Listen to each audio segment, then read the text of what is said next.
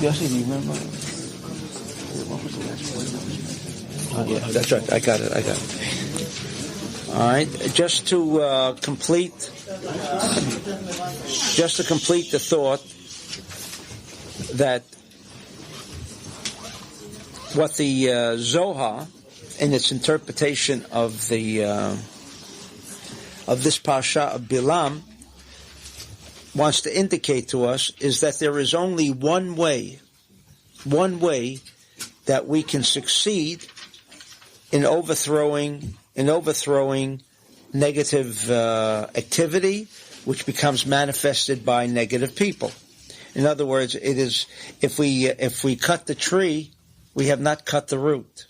And if the root remains, meaning if we cannot sever the connection between the root of this negative energy and the people that make this negative energy manifested, then it recurs again.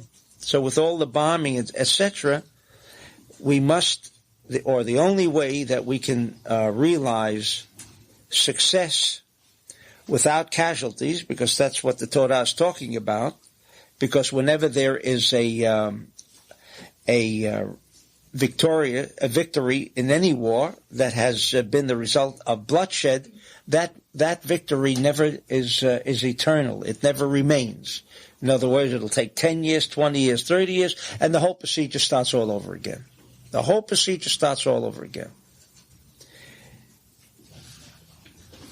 Therefore, the Zohar makes it clear that it is only by bilbul and kilkel, that kind of communication system. As you know, they're all talking about how, including Israel, how we can destroy all of these systems that he has. But unfortunately, as much as we try in Israel to educate the Israelis there, that the war will not be won by physical means, because tomorrow the same movie plays again, as it has been playing for the past 2,000 years.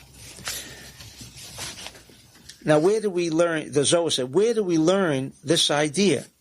Because if you recall, I quoted in Balak, which again deals with, according to the Zohar, as I will shortly quote to you, the idea that Darach kohav miyakov. Darach meaning evil, but kohav miyakov, a star. We're talking about stars. How do stars indicate that that's where the action is? Stars. If we turn to Judges, Shoftim, in chapter 5, verse 20. This was a story with Sisera, when the Jews were fighting with the general whose name was Sisera. And in verse 20, it says exactly how he lost. Min hashamayim nilchamu, they fought from heaven. HaKochavim mimsilotam, and the stars in their courses, mimsilotam, nilchamu im Sisera. They fought with Sisera. In other words, while it appears that there was a physical manifestation of this war, but where was the real war fought, and where was the real war won? On a metaphysical level. In other words, that was a total victory.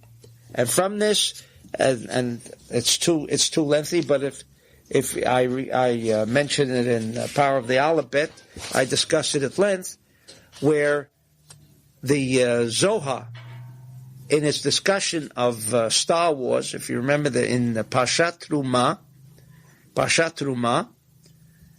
the Zohar has a lengthy discourse on how to bring the stars into this idea of warfare, because even Star Wars, I think of Star Wars. So again, you can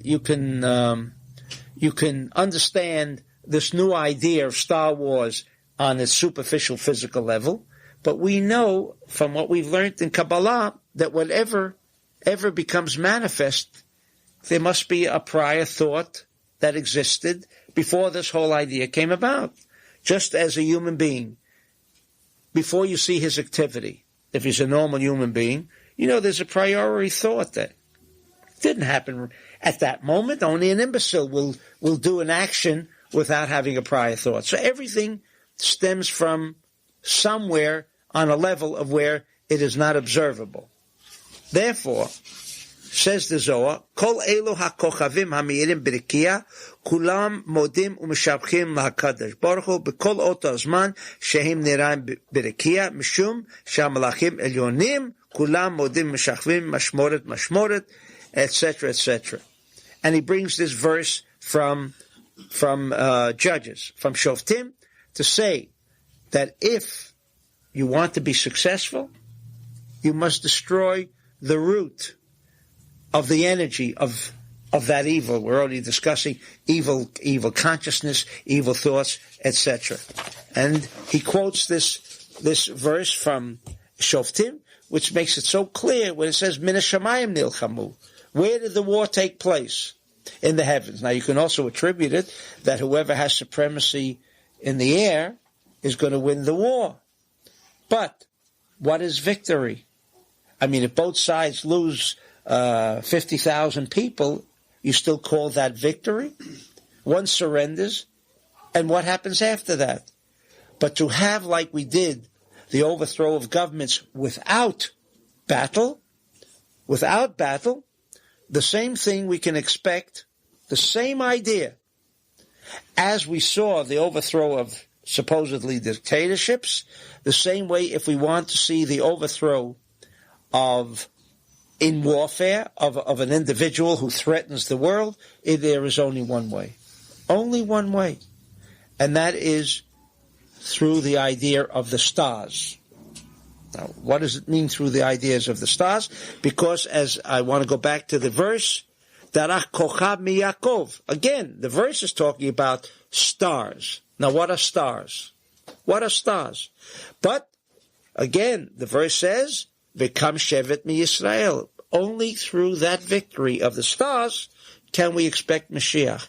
And when we're discussing Mashiach, we may be discussing Mashiach at a given interval, or we may be, because there's two aspects to Mashiach, which I'll discuss a little more thoroughly shortly, and that is a collective Mashiach and individual Mashiach.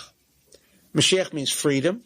There are those who enjoy and experience freedom without the whole idea of collective Mashiach having taken place. In other words, the whole world is still in bondage, is still subject to what we observe today, war, etc. However, there is an individual Mashiach, which an individual can achieve, where he can be achieve complete freedom as well. But, again, that must occur through the stars. Through the stars. And now we go to another part in the Torah. Another part in the Torah. I don't have the Zohar here. Bereshit Bet. In any event, I'll quote meanwhile the Zohar orally. Another story in the Torah, which for most people remains just as I've said, a story. But you're all familiar with that story. In Genesis, in Bereshit,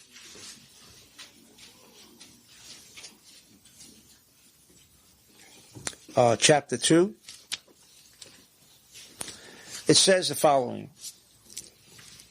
Vayasmach Hashem Elokim min ha'adama kol etz nechmad lamareh v'tov lamachal v'etz hachayim b'toch hagan v'etz hadat tov v'ra. And out of the ground God made grow two kinds of trees. One was called Eitz HaChaim, and the other one was called Eitz HaChaim, the tree of life, and the other one was called the tree of knowledge, good and evil. Okay. Then it says, in verse 6, that was verse 9. Then in verse 16 it says, Vayitzav Hashem Elokim al Adam lemor, and God told Adam, saying, Mikol etz hagan achol tochel. From all of the trees you can eat, umeitz hadat tov v'ra lo tochel mimeno. And the Zohar correctly raises the question,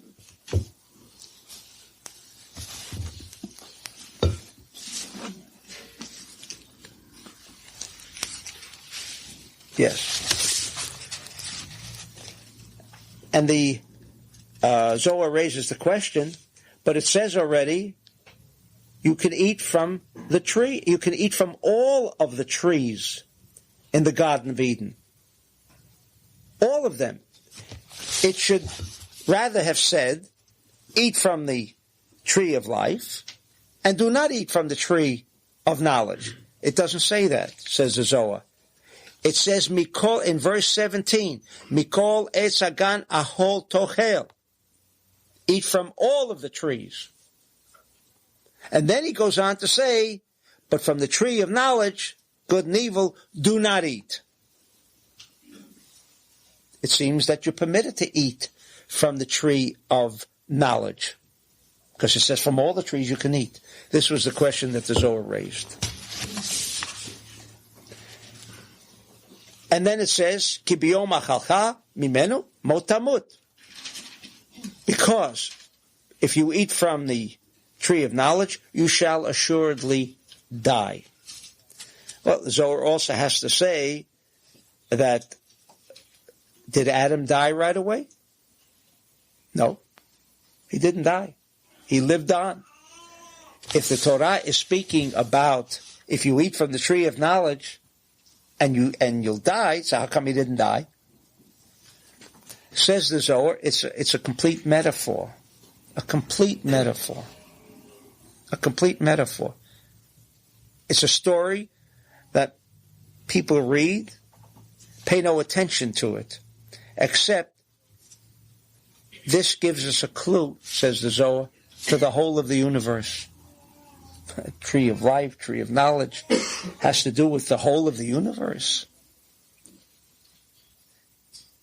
But that's what the Zohar says. And he says that the Eitz Hadat Tov V'Ra,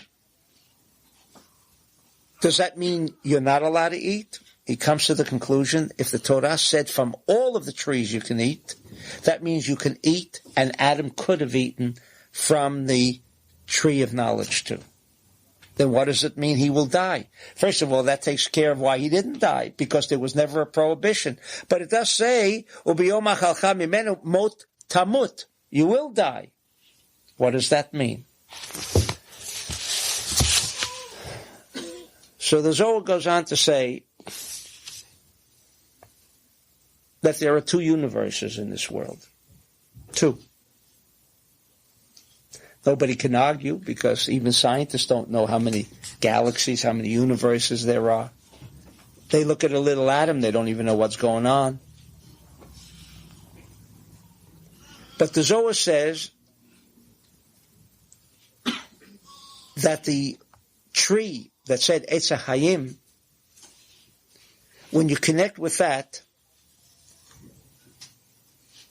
you are involved in Ze'er Anpin. Eitz HaChaim means Ze'er Anpin. For us, already it's a clue. Because the word Ze'er Anpin is a language in Kabbalah that we know it means the outer space connection. A connection. A connection above the level of where we operate, the world of action, where we live in. What is the Eitz Hadat Tov V'Ra? It says it is the tree where death exists. And the Zohar says, Kol mi shenotel oto atzmo levado umet, kisam amavat lakach. If he eats only from the tree of knowledge, that's what it means. If he eats only from the tree of knowledge, says the Zohar, then and only then does he incur the ultimate called death. Utzrichim tamid liached ota im sha'ar aseh hagam. And then we have a whole new interpretation. When it says mikol eitz hagan ochal tochel, you could say, oh, you can eat from any tree. The Zohar says it didn't mean you can eat from any tree. It means you must eat from all of the trees. Meaning you must eat from both of those trees. You cannot eat only from one tree. Therefore, it makes sense. Mikol eitz hagan ochal tochel. Eat from all of the trees, and there were only two trees there. You remember? The tree of life and the tree of knowledge. But it says, Umi eitz hadat tov v'ra lo tochel mimenu. But don't eat from that alone. From that alone. Because if you eat from that alone, then mot tamut. In other words, if you eat together. In other words, as the Zohar goes on to explain, צריכים תמיד לייחד אותה עם שאר עצי הגן, דהיינו עם ספירות של זעיר אנפין. ואז אפשר לאכול ולקבל השפע ממנה, שהיא עץ הדת. Remember it says, עץ הדת, the tree of knowledge, was good and evil. Well, if it was good and evil, then why couldn't he eat the good part? Were there some bad fruits or some good fruits? What does it mean? Says the Zohar, that in this world that we live in, it's called the world of Yetzirah. It is the world that you have, and I compared it to, if you ever saw two faces with a goblet in the middle. In the middle, I should have brought the picture. But you ever see two goblets? Sometimes you look at the goblet, you see a goblet, and sometimes you see the noses. Oh, yeah. We have it over here. Okay. See, here's a goblet there. It's a poor one. But sometimes if you concentrate on the goblet, you will not see the faces. But then when you want to look at the noses, you see the two noses, and you do not see the goblet. You cannot see both at the same time. You cannot see both at the same time. You notice that if you look at the goblet, you are seeing the space. When you look at the two noses, then you're concentrating on the noses and you're not thinking about, let's say, the quanta of the whole thing. And just to associate it with terminology that we understand, that this universe has two aspects to it. I'll use the word particle and wave. You don't have to be a scientist, because I'm not a scientist and I'm not a physicist and I know very little of physics. But a wave, when you see this goblet, you are seeing the whole thing. That's the Eitz HaHayim level. Eitz HaHayim level. Or Ze'ir Ampin level. Ze'ir Ampin. The Malchut level has both. Sometimes you're in the goblet, sometimes you're in the nose. When you're in the particular, you see nothing but the particular. And you lose contact with the whole. It's like losing track of a forest. You can't tell the tree from the forest. It's the same idea. In our lives, if we connect with Ze'ir Ampin, now what is Ze'ir Ampin? Says the Zohar, in many places, Ze'ir Ampin is Yaakov. Yaakov.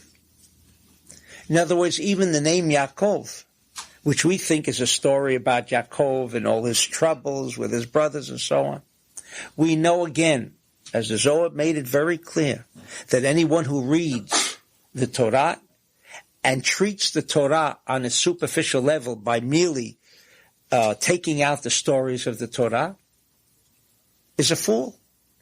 Because the Rabbi Shimon said, I had friends who could write better stories that appear in the Torah. This is what he said. Therefore, treat the Torah and everything in the Torah as a code.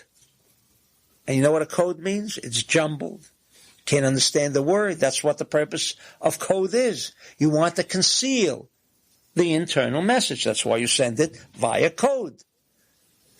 And if the Zohar says this whole idea, all the 5 books, is a code, that means there's not one word there. That if you even interpret the word like Yaakov and say it means the name of a man, because it's talking about an individual and a story, says the Zohar, you've lost all of the significance of what the Torah was there for. And that was never the intent of the Torah. Just as we say, the Torah was never meant to create a religion. A religion became later on. From the Kabbalistic point of view, the Jews received the system. What system? How to connect with Zeir Anpin. Everything that is written there is only how to connect. Well, how do you connect with stars? How do you connect with energies that are all around the world? How do you connect with Jerusalem? How do you connect with it? By going and kissing the wall. That's how you connect with Jerusalem. If you don't even know what Jerusalem is, you say it's a holy city. What's so significant about Jerusalem? It's a holy city. Ask most Jews, why is it a holy city? Oh, because the Holy Temple was there. But the Zohar, he wasn't ashamed. See, he didn't consider himself stupid, like the rest of the Jews, he says. That's what he says. He says, I'm going to ask who decided to put the Holy Temple there in the first place? What made what holy? The temple was there because of the city, or the city was there because of the temple? In other words, Jerusalem is holy. Why? Because the Holy Temple was there. Zohar says that's incorrect. That's incorrect. The reason Jerusalem is a holy city is because Jerusalem is the holy city. And to have its antenna, that we can connect with energies, unseen energies, unobservable energies. It was easy then. It was easy then. Easy then. To do what? To connect with what? Power. Energy. And in the same time, to destroy evil energy, because it's the only way you can do it. If Babel was the antithesis of Jerusalem, then how do you destroy that? How could you cancel it out? How do you cancel it out? Therefore, if you can connect with Yaakov, which is Eitz HaChaim, and what is Eitz HaChaim? What is Eitz HaChaim? The tree of life. What does that mean, tree of life? What do you mean, tree of life? It is no different than the filament of a bulb. Light is life. If it's dark, we don't consider that life. Light is life. Yaakov symbolizes restriction. A thing that the only place you hear of that word is in Kabbalah. Restriction. And for the first time, we have been in Israel now openly. Remember, we opened up the doors in Israel 20 years ago to all the pushtakas in the street to come learn Kabbalah. Of course, they all wanted to stone me. Right? I mean, this is a holy study. But I survived, they didn't. Because Avram Azulai said from Fez back in 1500, sell it in the marketplace. And I didn't think that in the marketplace you only have the greatest scholars. What would they be doing in the marketplace? Because it is only through an understanding that if we want to defeat or we want to gain energy, we have to observe the bulb. Because of the filament. What is the filament? Restriction. And I think for the first time, and I believe that this is the year, that even this government of Israel today is being asked to restrict. Who ever heard of such a word in Israel? I mean, I've been there a long time, off and on. And we have so many branches in Israel. Right? Restriction? We've had students there for 15 years. They still don't know what it means. I mean, they've heard it, but they still don't know what it means. What do you mean they don't know what it means? To act in a restrictive manner is very difficult for any Jew, and especially if you're in that land of Israel, where the desire to receive is even greater. And for the first time, there's restriction. And I must tell you that the Torah, the Zohar says that the way the force was mevalvel, the Migdal Bavel, the way the force, meaning HaKadosh Baruch Hu doesn't mean God, you know that. HaKadosh, you know what Kadosh means. Holy? No such thing. Kadosh means circuitry. Circuitry. That if you use Yaakov, which is a code name for restriction, in restriction, you connect both worlds. In other words, you're not eating only from the Yetzirah, which is this world. Yetzirah, where we live in, you use your eye, you see, you can see two things, and you can't see one without the other. You can only see one at a time. That's this world. But when you connect with the tree of life universe, and it's an ongoing universe that exists, that's where force is, that's where the energy is. When you connect, says the Zohar, with Eitz HaChaim, together with where you are, you're alive. You're a physical human being. But remember, in this world, you can see the particle, you only see yourself, or you can see the wave, or you take yourself out of yourself. What does restriction do? What is the art of restriction? When I stop, when I'd like to react, then I'm proactive. When I restrict, I'm proactive. When I do not restrict, I am reactive. I'm reacting to something that was done to me. Now, while they may not be conscious in Israel, but I think it is a sign that the stars are working with us. And in fact, in my prayers, I was hoping that they would restrict, and they'll continue to restrict. Because by restriction, now I'm not saying that that's all you have to do. You have to know how to connect. And this is the month of Mashiach, and we will learn how we're going to connect with it. We've been given the tools on how we can connect with Mashiach. And therefore, no one is saying, take yourself out of this world. Do not eat. Do not enjoy. No. Mikol etzagan achol tochel. It says eat from both, not only from one. Do not immerse yourself merely in the material, because in the material there is good and evil. Take a stock market, good and evil. If it goes up, it's not good for everybody. So who sold short, it's a catastrophe. And if it goes down, it's not bad for everybody. It's good and evil. Those who sold short make, and those who bought long lose. So there is no situation in this world, which is called the tree of life universe, that there is good, that there is only good and only bad. Now, how do you connect with only good? How do you take whatever you're doing and turn that into being only good? Is by connecting, says the Zohar, with the Eitz HaChaim, with restriction. That's the art. That's the art. Restriction. In whatever we do in our life, it requires restriction. Now, with this idea in mind that there are two universes. Remember, I like to say that the universes are wave universes or quanta universe, because the only way you can control all the evil in the world, in other words, if you control one aspect and not another, so tomorrow, that's what's been happening in 2,000 years of history. You win one war, you're ready for the next. That's been the track of history. Now, how can we stop that? How do we turn that around? When you can take care of all the wars at the same time. Even those wars that didn't start yet. Even those wars that are not even contemplated. But that will happen because there's a scene. The only way is if you can connect to the stars. To connect to the stars. The only way. The only way.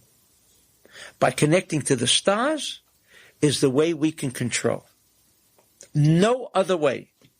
You can say Tehillim all day and all night. It will not do it. The Jews have been saying Tehillim since King David. Am I now invalidating Tehillim, Psalms of King David? Of course not.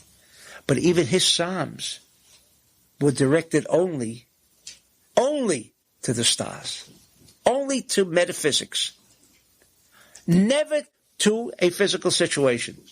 In other words, if you will pray that Saddam Hussein is finished, never make it. That prayer will never be answered. Of course, you can always say after it happened and then he died, but ultimately he's going to die. So, the question is, does he die now or does he die? Or there's another way. One other way that I read into the Zohar, and then someone present in this room made me very happy, because this Zohar said, make him disappear. Saddam Hussein to disappear? How does he disappear? What do we get? Houdini, or who's the other guys? Doug Henning? Maybe he'll make him disappear? Is that what we're talking about? The Zohar says they disappeared. They disappeared. They no longer were what they are. Disappeared. So someone told me yesterday in the morning, he was reading the Zohar. This is something new to him. He was reading the Zohar, and he said it's difficult for him to all of a sudden, try to scan the Zohar. But suddenly he's made an effort, and then all of a sudden he said, in front of my eyes, I saw in front of me, Saddam with his whole gang disappeared. Now, he didn't know that this is what I have in mind when I pray. And we pray here together. Whatever we're praying not for Saddam to get it, but that his power disappears. And then he will disappear. The same way as what happened last year, that they disappeared without a shot. We must come to that realization. If we think we are still going to be the most intelligent nation, speaking about Israel, and that our power will be in the elimination by force, it'll never happen. It'll never happen. Because, first of all, the Arabs they outnumber the Israelis.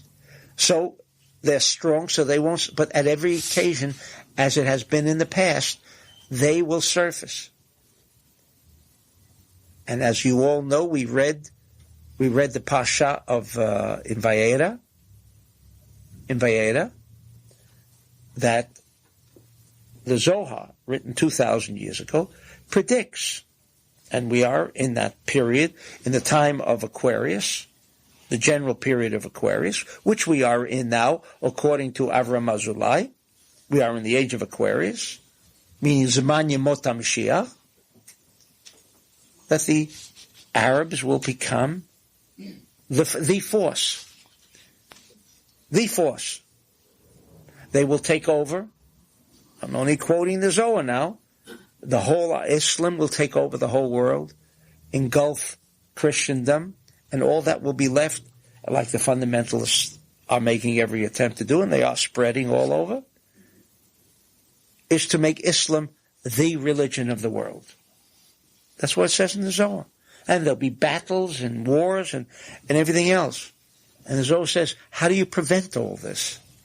We're outnumbered. We're outnumbered.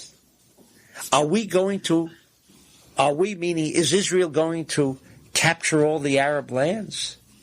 They've got a problem trying to keep the West Bank under their control. Can they go out and capture all the others? The answer is no. Well, but if they're powerful, but you see what happened? Like the Zohar predicts. This one man, Saddam, doesn't care not only about Israel, not about he doesn't care about the whole world. That's enough. That power is enough. How do you destroy that power? How do you destroy that? Because it is the only way that we can bring to a final conclusion that we don't have another occurrence next year or the following year. As it says in Judges, from the stars in the heaven. Stars in the heaven. Now, and therefore, while we live in this world, and it is a world of limitation, it is a world that is governed by and large by space and time, but at the same time, we can be in another reality called the Etz HaChaim. In that reality, light rules over darkness. Darkness has absolutely no way to create any of the evil that we encountered over the past 2,000 years. We can bring a stop to it. We can bring a stop to that. And it cannot be done by force. The war must be fought in the heavens. Now, why is this month? Why is this month? Well, how do we even know? This month is the month of Mashiach. Okay, the constellations, we have all the words, Shevat, Li, everything. There is for most another insignificant, I'll call it holiday in the absence of another word. Tu B'Shvat. Ah, what a wonderful holiday if you're in Israel. Yeah? Means nothing. Means nothing. There it means you go out and plant a tree. Now what? Unfortunately, and I've written up most of Tu B'Shvat in time zones, so I don't have to elaborate on the whole idea. The real significance of Tu B'Shvat is, says the Talmud, it is the Rosh Hashanah Lilanot. It is the new year for trees. For trees. What does that mean? New year for trees. Do you say Happy New Year to the tree? The same way as you understand New Year. We wish everyone a new year. We know what a new year means Kabbalistically. Kabbalistically means, New Year means that on that day called Rosh Hashanah is when the forces are distributing life for the next year. That's when we line up and take our portion for the year. Take our portion for the year. That's Rosh Hashanah. You got to make your connections. And if you pray, you don't make your connection. If you pray and you don't know, like the Zohar says, how you're praying, you don't know what you're praying about, you don't know to whom you're praying, says the Zohar. Most of the people go into a synagogue. Mindly, he's talking about 2,000 years ago. He's not talking about today, where most Jews don't go to synagogue. Talking about 2,000 years ago. You would think 2,000 years ago, everybody was really into it. He says most people who all go into a Beit HaKnesset walk out empty. Like most Jews today don't go anymore because they walked out empty. That was not the purpose of going to a synagogue, belonging to a synagogue. The Ark, that's where Steven Spielberg even got the idea. The Ark, what's an Ark? It's got a Sefer Torah. If you brought energy into that Ark, you have to know how. Even the Zohar says, if you're lucky, if you have a kosher Sefer Torah, because if you don't have a kosher Sefer Torah, that Ark is just another piece of wood. Look at all these requirements. Then you can tap that Ark for energy. But you have to know what you're doing. You have to know what you're doing. On Tu B'Shvat, what is significant? The trees are getting their energy. What is trees? We know trees on a physical level are called Ze'ir Anpin. Why are they called Ze'ir Anpin? It's called central column, the balance. Why are they called the central balance? Because there is something called gravity. Earth has a gravitational pull about itself. What does a tree do? It goes against gravity. It grows this way. How come it's growing this way? Why doesn't Earth pull it back? Why doesn't the Earth pull it back? And not let it expand. How? Upwards. How come?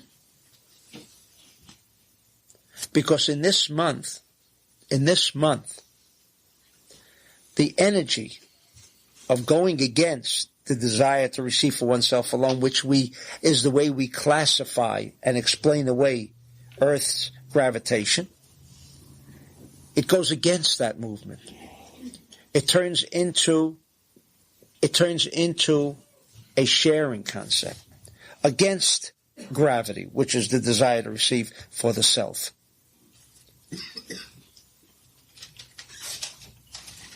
When we celebrate, or when we connect, because it doesn't mean you have to plant a tree, incidentally. I'm not saying don't plant trees. It's a nice thing to do. But I'm saying Tu B'Shvat doesn't mean the planting of a tree. To commemorate, to celebrate, like July 4th, celebrate, because once there was an independence. No, we say that day, something is happening. What is happening? Because this is the month of Mashiach, and we said, Darak Kochav Miyakov, that to connect with external forces, unforeseen forces, metaphysical forces, you have to connect with Yaakov. What is Yaakov? What does that name Yaakov? It means like the filament. You want to turn the light on? Filament must work. What is the filament? Restriction. Restriction. It goes against the natural, normal instinct. The normal instinct of all human beings is to take. Against that instinct is restriction, to push the same thing that you want away. What does the filament do in the bulb? Same thing. Draws the energy, the bulb, but at the same time the filament does what? Pushes it away. That's called Yaakov. Restriction.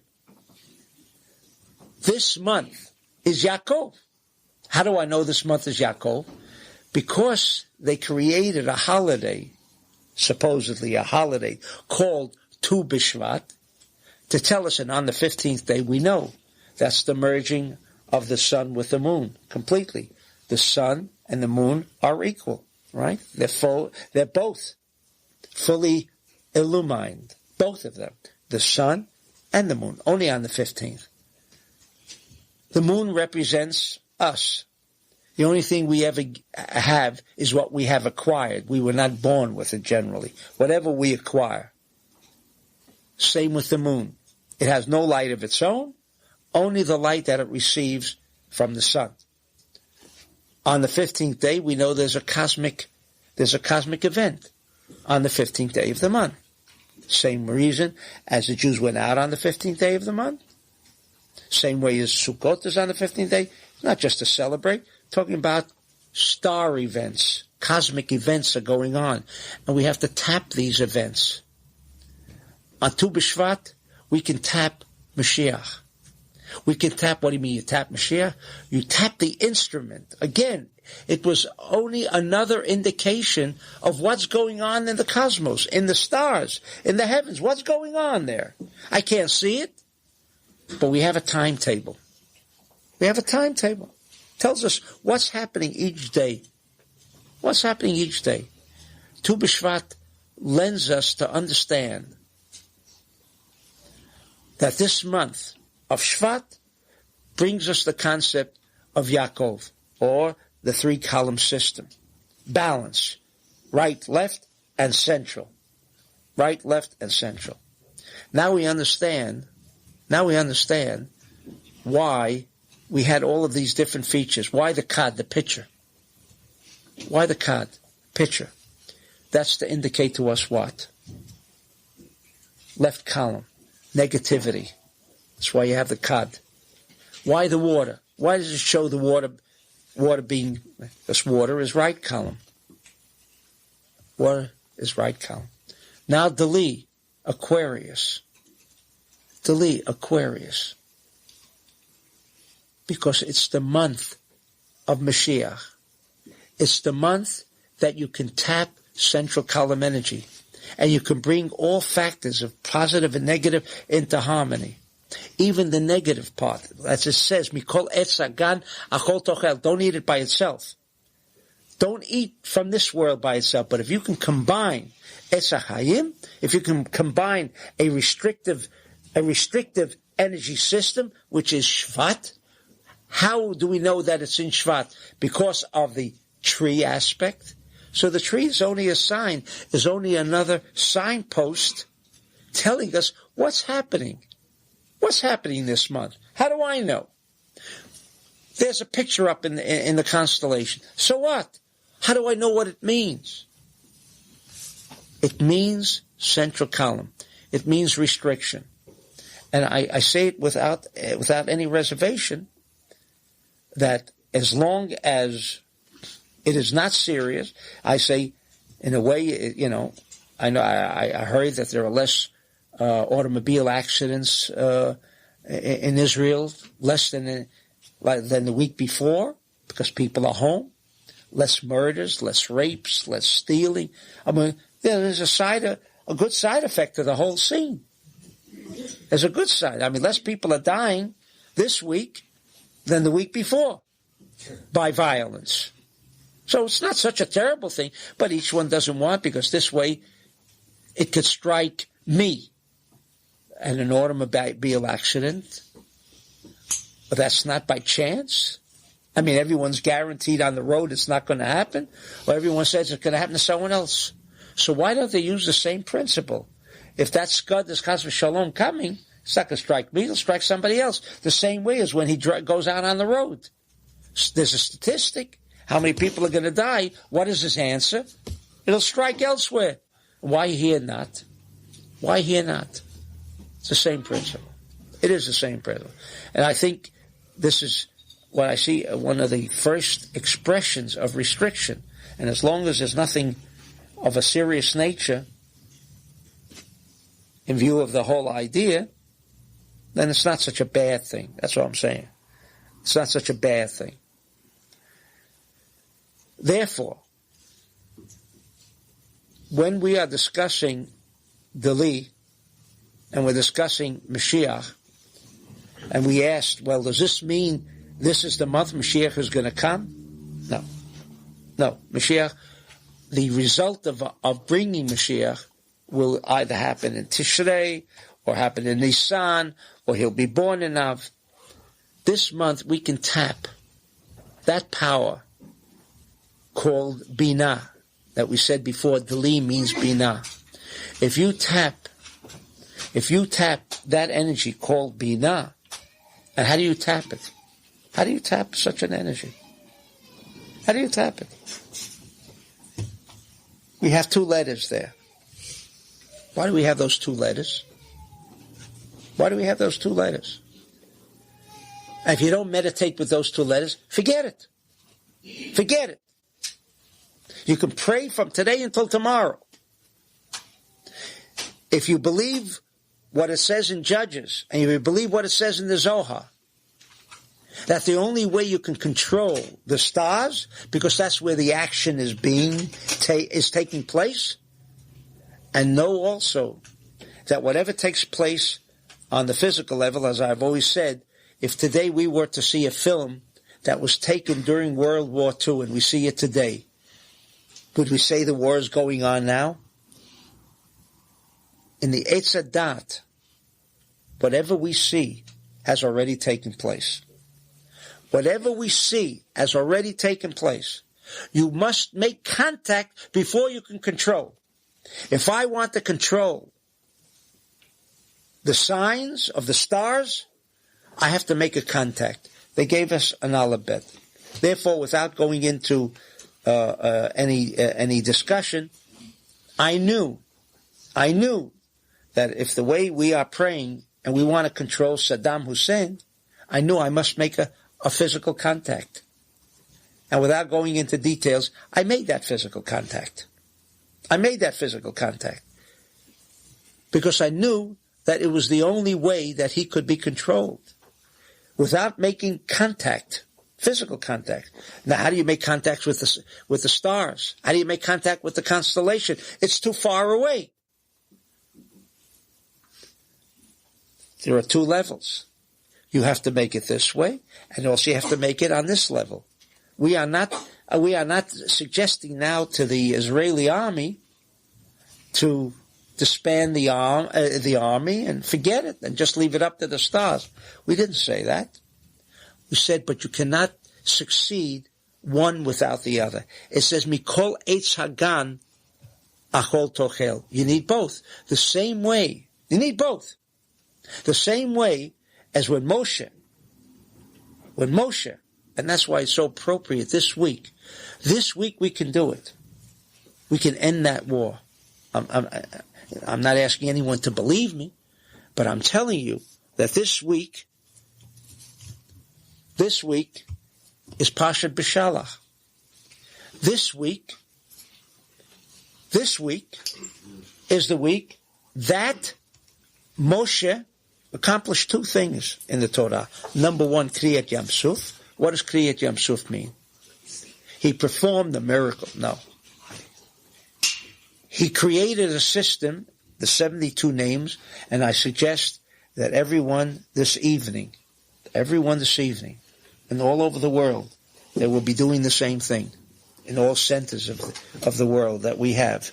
And all peoples, wherever they're located, are going to be told for the rest of this week and every day, there is in Shemot, in B'Shalach, the 72 names. Most of you are familiar with it. Scan it. This week, not by chance, but this week, we are in B'Shalach. As you read the Zohar, in B'Shalach, there are 3 verses, if you recall, for those of you who are unfamiliar, and it's so essential that we all leave here tonight. We all leave here tonight with everything that we have studied here tonight, because we could put a stop to that war. Tonight. And tomorrow, and until Shabbat. We can put a stop to it. To the end of a bloodless war. It is possible. Or you want to just hope and pray. You can do that too. And I'm not discouraging anyone from praying. But we've been praying for 2,000 years, says the Zohar. Something is wrong. Something is wrong. Now we have volume Zion, Pashat B'Shalach, the Tavla. This week, to scan this Tavla. This week, because it's the week of Mashiach. This is the week we can connect to the Etz HaChaim, the Tavla. In Pashat B'Shalach, it's on page Nun Aleph. This week. Because also in this week, we learn not only how Moshe gave Jews the system by which, and everyone is scanning it now, but it's not that clear, but we're all scanning it. The mental computer is registering it. But this week also, he gave the Jews the system by which to control the forces of nature. Because if you eat and believe only in the Eitz Hadat, Tovara, then sometimes your life will be good, sometimes your life is going to be bad. When you eat only of this world, of the physical world, but if you can connect to the Eitz HaChaim world, and you're eating both, then there is only good and no evil in this world. And also, what we should learn, which was significant this week, and again, it's happening because and we always read this incidentally, in month of Aquarius, always, at the end of B'Shalach, what does it say? Remember, there was a little war that was going on. And they fought with whom? Amalek. Right? What does it say there? Moses sent Joshua, with an army to defeat Amalek. Now we know the Zohar, well I say we know here. We know that Amalek is again a code word. It's a code word. It may have been people, but people who their entire computerized system was one of the evil or negative activities. That's what Amalek means. It was not a question to record here a war the Jews won, but important is how did they win it? It tells us. He made Yoshua go to conduct his war, but he remained behind Moshe. And what happened? And he had on one side Aaron and the other side Hur, and they lifted up his hands. He was the central column. This is what the Zohar says in brief. He was the central column, Moshe, and Aaron and Hur was right and left. He lifted up his hands, it says. The Jews were strong. When he put down his hands, Amalek was stronger. So, I always ask the question, Moshe, what'd you drop your hands for? Right? They're pretty stupid. Every time he did that, they got stronger. So is that the story? Is that the story? But again, only to teach us that the war is not only fought in the Yetzirah level. If you fight it only on the Yetzirah level, you have had good and evil. Good, a temporary victory. Evil, you'll have to lose. There'll have to be bloodshed again. It can never be an eternal victory unless you combine it with the Yetzirah, with the level of the stars. Only if we can connect, and we should meditate on the tzaddik and the bet. As for those of you who are not familiar, it's essential because tonight's session is not just a session for gathering more information. It's a session that tonight we got together, that we can meditate on that tavla, those 72 names, because those 72 names provide us with a system of total control over all forms of negativity. All forms of negativity. It can change the whole direction of the physical world. That's what the splitting of the Red Sea was about. What, just to create a miracle? You know what happened after the miracle? Jews still didn't believe. So it was not the idea of seeing this miracle of the water stops. That wasn't the idea. It was only to show that we can have a mastery over physical material, or anything that is involved in the Yetzirah. Everything can be good or evil. So the tzaddik connects with Shvat or Dali, and the bet is with Saturn. These are the two that rule. Now, anything of a physical entity belongs in the domain of Eitzadat, Tovara, good and evil. Good and evil. That means there is good and evil to Saturn in its cosmic influences, and there is good and evil to the constellation of Aquarius. Both have good and evil.